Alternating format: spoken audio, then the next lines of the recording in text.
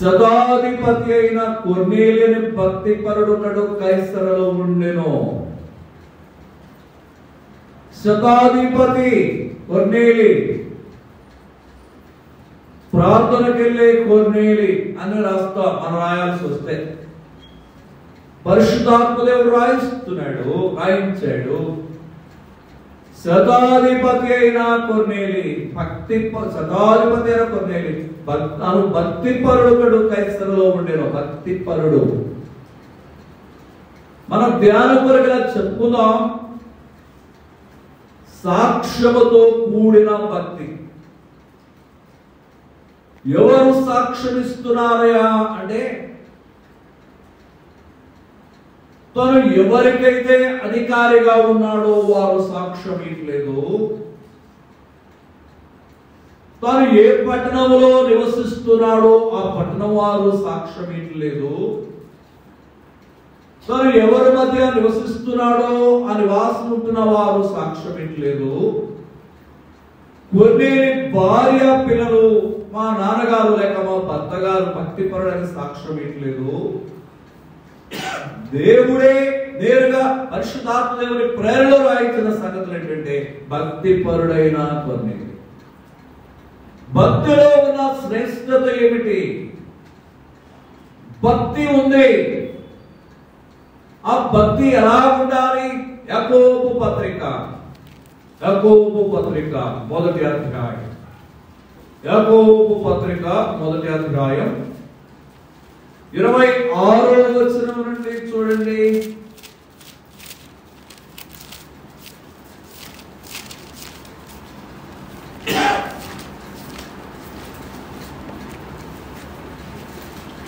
ఎవడైనను నోటికి కళ్ళం పెట్టుకొనక తన హృదయమును మోసపరుచుకొనుచు భక్తి గల వాడనని అనుకునిన ఎడల, ఎవడైనను నోటికి కళ్ళెము పెట్టుకొనకుండా తన హృదయమును మోసపరుచుకుని భక్తి గలవారము అని అనుకుని ఎడల వారి భక్తి వ్యర్థమే. తండ్రి అయిన దేవుని ఎదుట పవిత్రమును నిష్కలంకమైన భక్తి ఏదనగా దిక్కులేని పిల్లలను ఎదవరాళ్లను వారి ఇబ్బందులలో పరామర్శించుటయు ఇహలోక మాలిన్యము తనకు అంటకుండా తనను తాను కాపాడుకొనుటయునే నిష్కలంకమైన భక్తి. తన హృదయము తన నోటికి కళ్ళెము పెట్టుకునకుండా తన హృదయమును భద్రపరచుకోకుండా భక్తి గలవారమని చెప్పుకునుట యత్నం. నిజమైన భక్తి తండ్రి అయిన దేవుని దృష్టికి నిష్కళంకమైన భక్తి ఏంటంటే, దిక్కుమాలిన పిల్లలను ఆదరించుట, ఎదవరాళ్లను వారి ఇబ్బందులలో పరామర్శించుట. ప్రియమైన వారలారా, రక్షించబడ్డాం, ప్రభువు నమ్ముకున్న మన భక్తి నిష్కళంకమైందా? మన భక్తి దేవుని ఎదుట దేవుని దృష్టిలో నిష్కళంకమైన భక్తిగా కొనసాగుతుందా? కొన్నేలి భక్తిపరుడు ప్రభువైన దేవుడు సాక్ష్యమిస్తూ అన్నాడు, కొన్నేలి కైసరులో ఉన్నాడు భక్తిపరుడు కొన్నేలి.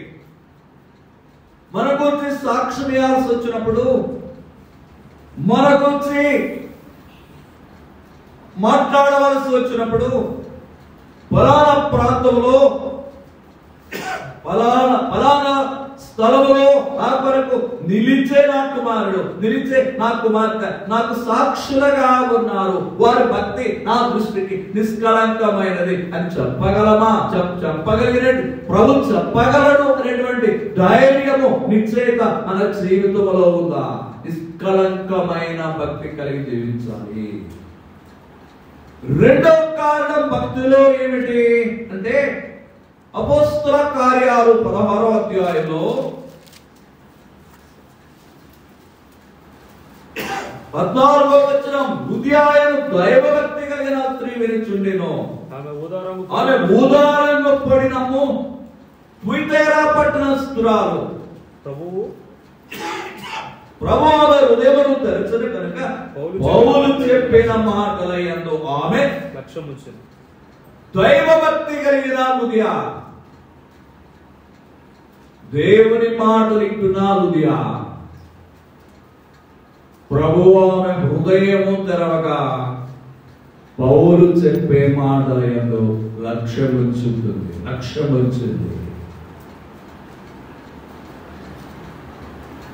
నిష్కలంకమైన భక్తి దేవుని దృష్టిలో,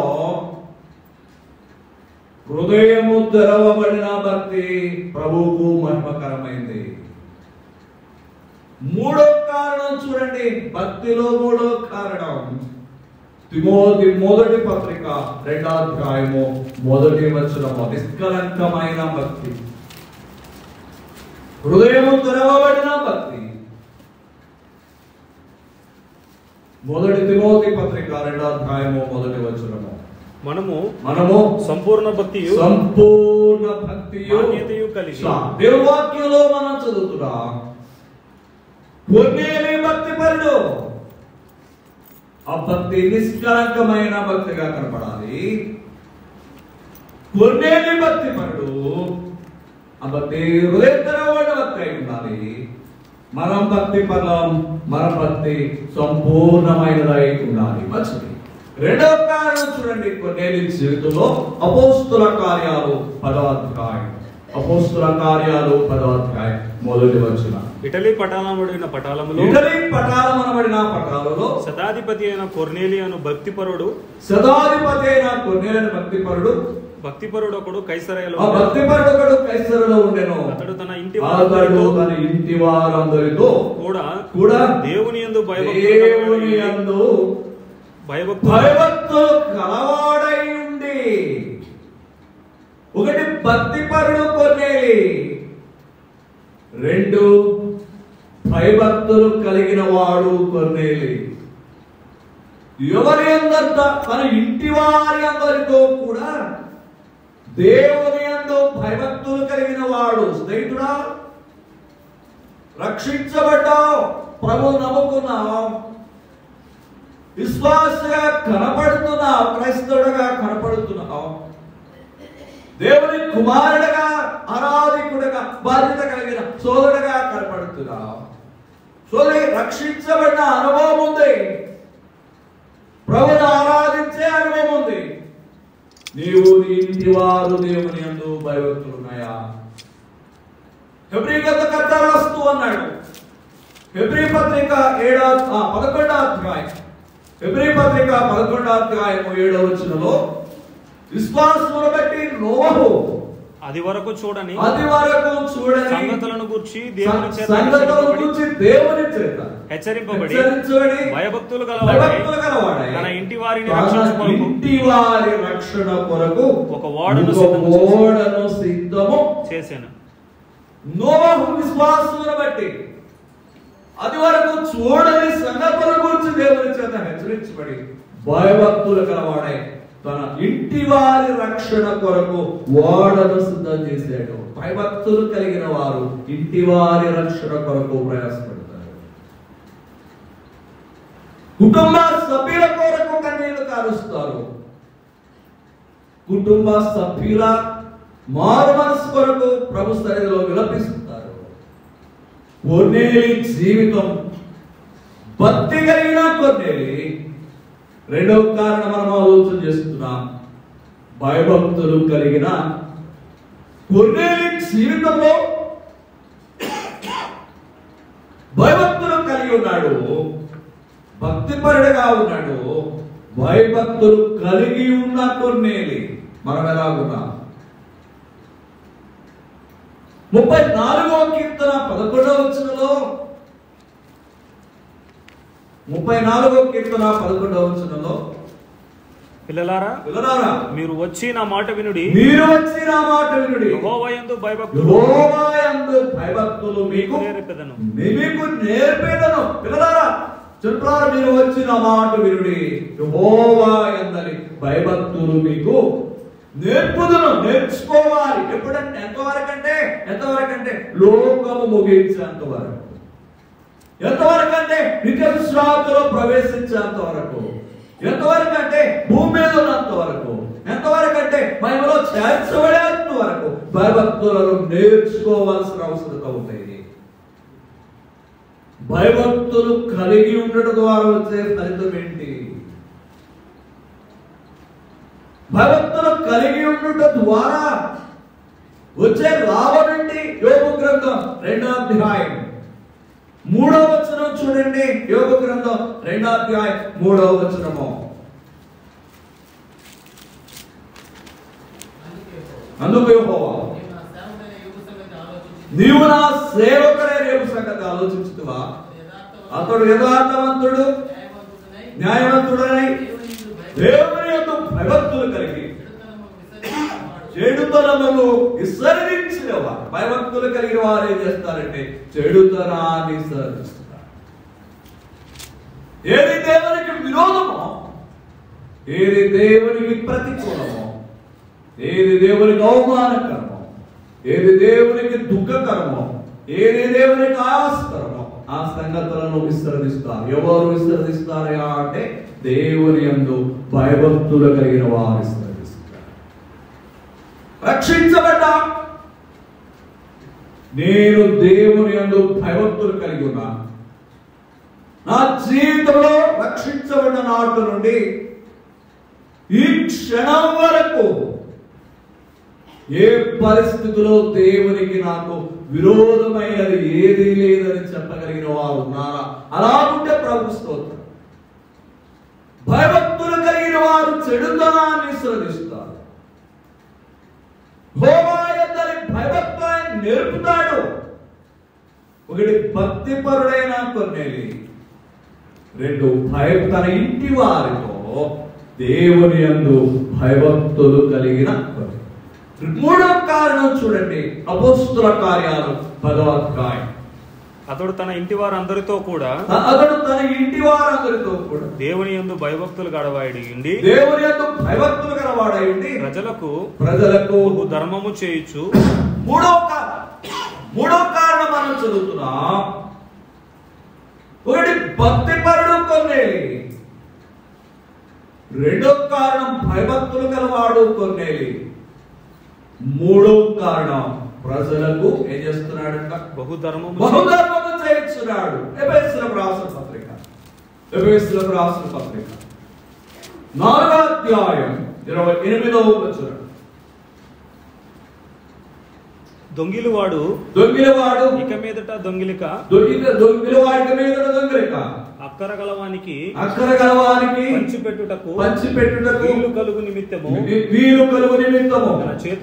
తన చేతులలో మంచి పని చేయుచు కష్టపడవలెను. అపోస్తుడైన పౌలు ఎఫెసీ సంఘానికి రాస్తూ అన్నాడు, దొంగిలవాడికి మీద దొంగిలిక, అక్కర గలవారికి పంచిపెట్టుట వీలు కలుగు నిమిత్తం తన చేతులతో మంచి పని చేయుచు కష్టపడవలెను. కొన్నేలి దేవుని సమయాన్ని దొంగిలిన వాడు కాడు, దేవుని చిత్తాన్ని ఎరిగి జీవించిన వాడుగా కనపడుతున్నాడు.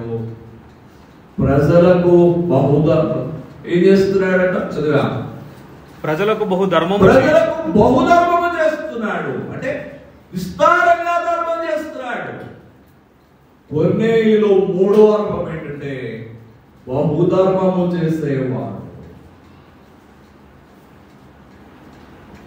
వీలైనప్పుడు కాదు, అవకాశం ఉన్నప్పుడు కాదు, సమయం కుదిరినప్పుడు కాదు, అంతర్గుణ వారికి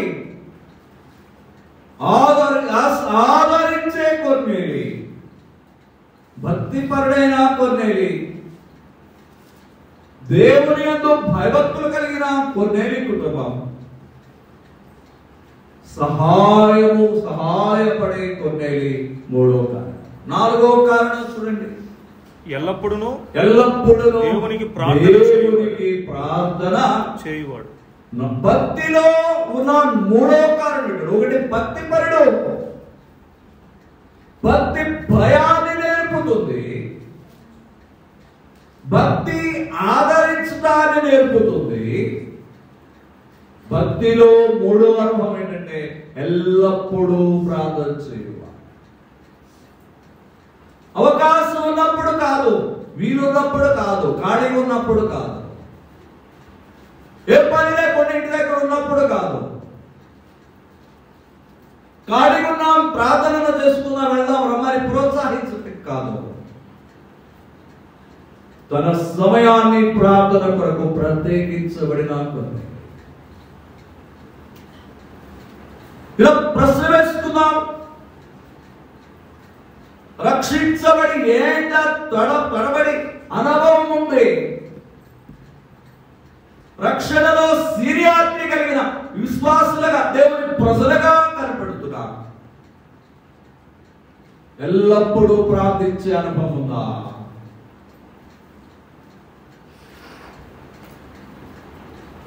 క్రైస్తవ ఆనవాయితీ ఉదయం మధ్యాహ్నం రాత్రి ప్రార్థన చేస్తాం.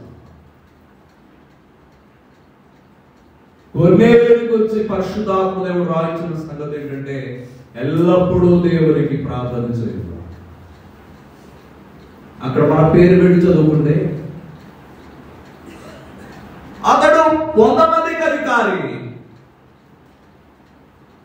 100 మంది ప్రజలతో పనులు చేయించాలి. ఈ కార్యక్రమాలన్నింటినీ నిర్వహిస్తూ కూడా దేవుని సమయాన్ని దేవునికి ఇస్తున్నాడు.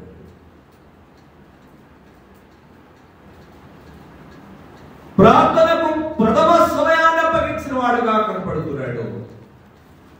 ఎల్లప్పుడూ దేవునికి ప్రార్థన చేస్తున్నాడు. అపోస్తుల కార్యాలు 2వ అధ్యాయము 42వ వచనం. ఈ అపోస్తుల బోధయందు సహవాసమందు రొట్టె విరుచుటయందు ప్రార్థన చేయుటయందు ఎడతెగక ఉండి ఎల్లప్పుడూ ప్రార్థన చేసిన కొన్నేళ్ళుగా కనపడుతున్నాడు. భక్తిపరుడు, దేవునందు భయభక్తులు గలవాడు, ప్రజలకు బహుధర్మం చేయవాడు. 4వదిగా ప్రార్థనా పరుడు. 5వ కారణం చూడండి, కొన్నేళ్ళ జీవితంలో అపోస్తుల కార్యాలు 10వ అధ్యాయము పగలు ఇంచుమించు 3 గంటల వేళ దేవుని దూత అతని యొద్దకు వచ్చి కొర్నేలి అని పిలుచుట దర్శనమందు తేటగా అతనికి కనపడెను. అతడు దూత వైపు తేరి చూచి భయపడి ప్రభువా ఏమని అడిగెను. 5వ కారణం, పగలు 3 గంటలకు ప్రార్థనలో ఉండగా దేవుని దూత పిలుస్తున్నాడు. దర్శనమందు కొర్నేలి అని పిలిచాడు. దూత వైపు తేరి చూడడానికి, వెంటనే చూడడానికి ధైర్యం చాలలేదు. దూత వైపు తేరి చూసి మాట్లాడుతున్నాడు కొన్నేలి విధేయతతో. దూత వైపు తేరి చూసి భయపడినాడు. ప్రభువా ఏమి అన్నాడు. 5వ కారణం, భయపడిన కొన్నేలి. హబక్కూ గ్రంథం 3వ అధ్యాయము 2వ వచనం చూడండి. యెహోవా నిన్ను గూర్చిన వార్త విని నేను భయపడుచున్నాను. యెహోవా సంవత్సరములు జరుగుచుండగా ఈ కార్యము నూతనపరచుము. సంవత్సరములు జరుగుచుండగా దానిని తెలియజేయుము. 5వ కారణం, కొన్నేలి జీవితంలో దూత వైపు తేరి చూచి ప్రభువా ఏమి అన్నాడు. భయపడుతున్నాడు. భయపడి దూత వైపు తేరి చూసి ప్రభువా ఏమి అన్నాడు. భయపడిన కొన్నేలి, నీ ప్రార్థన, నీ ధర్మ కార్యములు దేవుని సన్నిధికి జ్ఞాపకార్థముగా.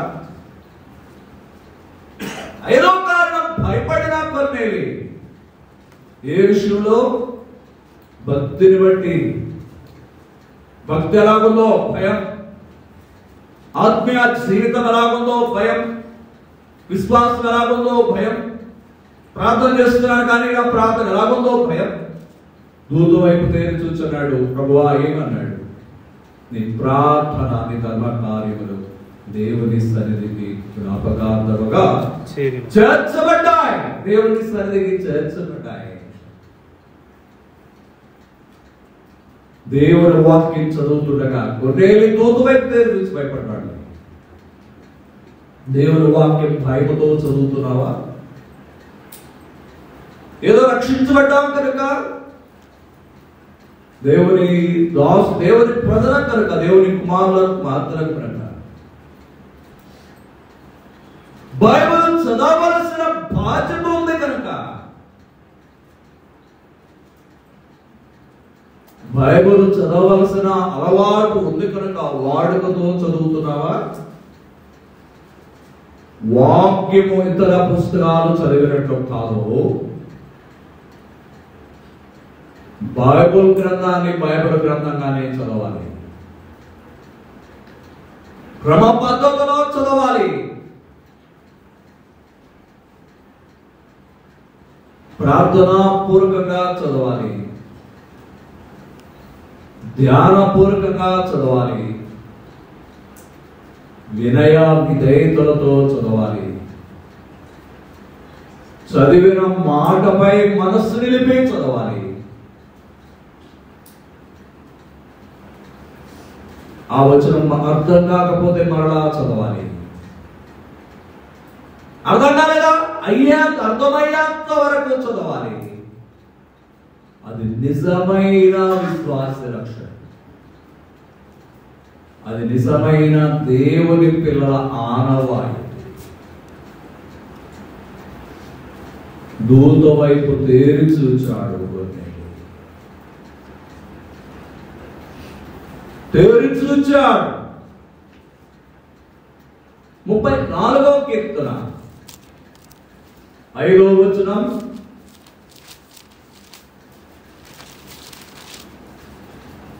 వారు ఆయన తట్టు చూడగా వారికి వెలుగు కలిగెను. వారి ముఖము ఎన్నడూను లజ్జింపకపోవును. ఈ దీనుడు మొర్ర పెట్టగా వాక్యంలో మనం చదువుతున్నాం. తేరి చూచిన కొన్ని దూత వైపు తేరి చూచాడు. చూడటానికి నిదానించి చూచాడు. దేవుని వాక్యాన్ని చదివేటప్పుడు కూడా జాగ్రత్తగా చదవాలి.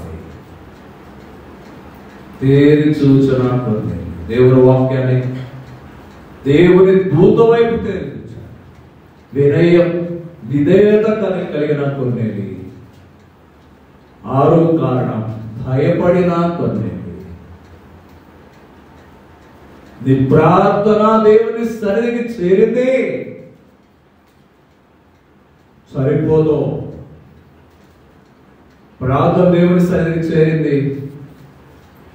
నీ ధర్మ కార్యాలు దేవుని సన్నిధికి చేరాయి, అతడితో సరిపోదు. కొన్ని ఏం చేయాలో తెలుసా? ఎప్పేకు మనుషులను పంపు. సర్వకారునిట పేతురుని సీమోను దిగి ఉన్నాడు. అతను పిలిపించుకో. అతడు నీకు రక్షణ స్వార్థను తెలియజేస్తాడు. ఈ కూడికలో చేరున్న వారిలో ఎవరైనా రక్షించబడలేదా? ఎవరైనా ప్రభువును అంగీకరించలేదా? భక్తి ఉంది, భయము ఉంది,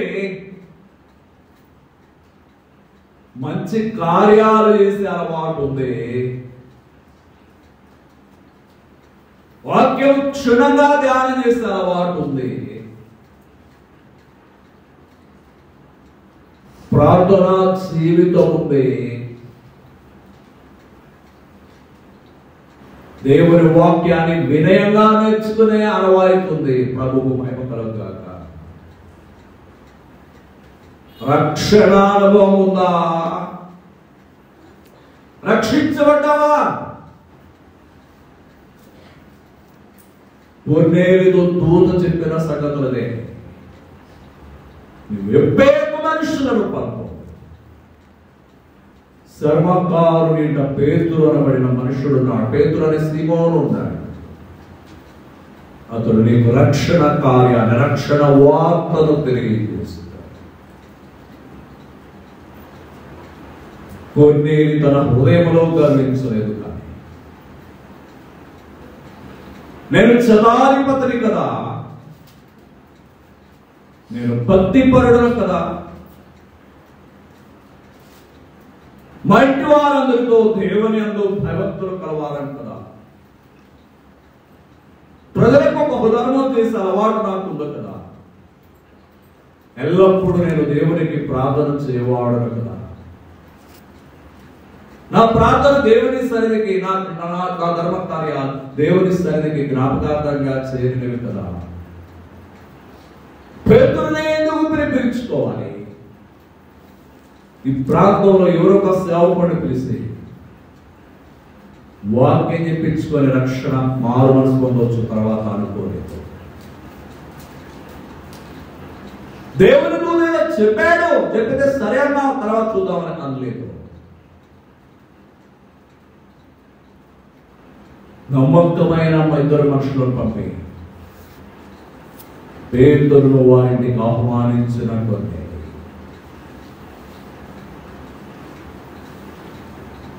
రక్షణ స్వార్థ వినడానికి లోబడిన కొన్నేళ్ళ కుటుంబం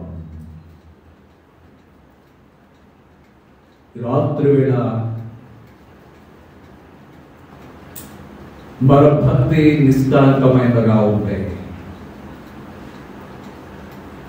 మన భక్తి హృదయతరబడినదిగా ఉంటే, మన భక్తి సంపూర్ణమైనదిగా ఉంటే, దేవుని యందు భయభక్తులు కలిగిన వారుగా ఉంటే, ప్రజల గౌరవం చేయవారుగా ఉంటే, ప్రార్థనా పరులుగా ఉంటే, ప్రభు సన్నిధికి మనం ప్రార్థన చేయదుగా ఉంటే, రక్షణ లేని ప్రజల పట్ల మన భారమంతగా ఉంది. వ్యక్తిగతంగా సంఘంగా కలిసి కాదు, సంఘంగా కలిసి వెళ్ళి పత్రికలు పంచడం మంచిదే, సంఘంగా వెళ్ళి స్వార్థ ప్రకటించడం మంచిదే, సంఘంగా వెళ్ళి దర్శించడం మంచిదే, సంఘంగా వెళ్ళి పరిచయం చేయడం మంచిదే. వ్యక్తిగత బహుమానం కొరకు ప్రయాసపడుతున్నావా? వ్యక్తిగత బహుమానం నీకుందా? ప్రకటన 22:12 వరకు కాకునివ్వండి. ఇదిగో త్వరగా వచ్చుచున్నాను, వారి వారి క్రియల చొప్పున ప్రతివానికి నేను సిద్ధపరచిన జీతము నా యొద్ద ఉంది. ప్రభు పనిలో ప్రయాసపడిన వారికి ఫలితం, ప్రతిఫలం, బహుమానము, జీతము. ఎలాగుంది నీ ఆత్మీయ జీవితం? ఎలాగుంది నీ భక్తి జీవితం? రక్షించబడ్డావు, ప్రభు నమ్ముకున్నావు, విశ్వాసంగా కనపడుతున్నావు, క్రైస్తవుడిగా, ఆరాధికురాలుగా, వాక్య క్షుణముగా ధ్యానం చేసే వ్యక్తులుగా కనపడుతున్నాను. మన భక్తి జీవితం ఎలాగుంది పరీక్షించుకుందాం. ముగింపు కొరకు వచ్చిన చదువుదాం. అపోస్తుల కార్యాలు 10వ అధ్యాయము మొదటి వచనం నుండి చదువుదాం. ఇటలీ పటాలమనబడిన పటాలములో శతాధిపతి అయిన కొర్నేలి అని భక్తిపరుడొకడు కైసరయలో ఉండెను. అతడు తన ఇంటి వారందరితో కూడా దేవుని యందు భయభక్తులు గలవాడై ఉండి ప్రజలకు బహు ధర్మము చేయుచు ఎల్లప్పుడూ దేవునికి ప్రార్థన చేయవాడు. పగలు ఇంచుమించు 3 గంటల వేళ దేవుని దూత అతని యొద్దకు వచ్చి కొర్నేలి అని పిలుచుట దర్శనమందు తేటగా అతనికి కనబడెను. అతడు దూత వైపు తేరి చూచి భయపడి ప్రభువా ఏమని అడిగాను. అందుకు దూత నీ ప్రార్థనలను నీ ధర్మ కార్యములను దేవుని సన్నిధికి చేరినవి. ఇప్పుడు నీవు ఇచ్చారు. దేవుని సన్నిధికి జ్ఞాపకార్థంగా చేరినాయి. మన అనుభవాలతో పరీక్షించుకొని వాక్య వేగంలో సరి చేసుకొని ప్రవర్తిస్తుగా ఉండాల్సిన కూడా అటు కృప పరిశుద్ధాత్మ దేవుడు సహాయం చేయగాక. వాక్య భాగాలను దేవుడు దీవించుగాక. ప్రేమతో చేర్చుకొని సమయం దేవుడు సేవకులకు, స్థానిక సంఘ సహోదరులకు, స్థానిక సంఘ సహోదర సహోదరులకు హృదయపూర్వక వందనాలు తెలియజేస్తూ వర్తమానం